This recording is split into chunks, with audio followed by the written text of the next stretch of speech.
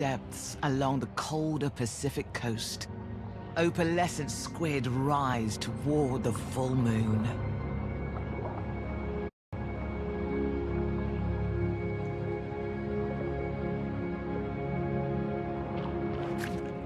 A male grabs a female and his tentacles flush red.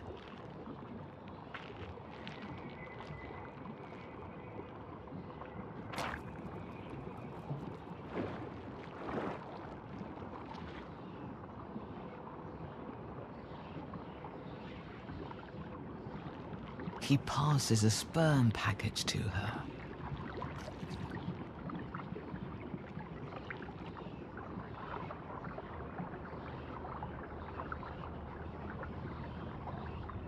They drift inshore, and by the time they arrive, the females are carrying pods of growing embryos.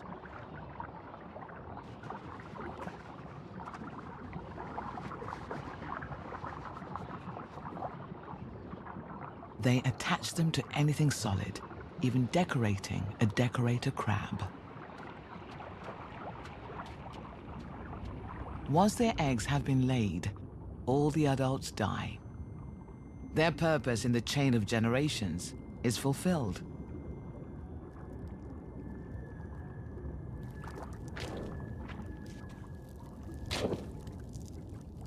Almost everything will eat the dying parents, but not so the eggs. The egg cases carry toxins, and most animals only try them once. Inside each carefully protected home, the squid are already growing.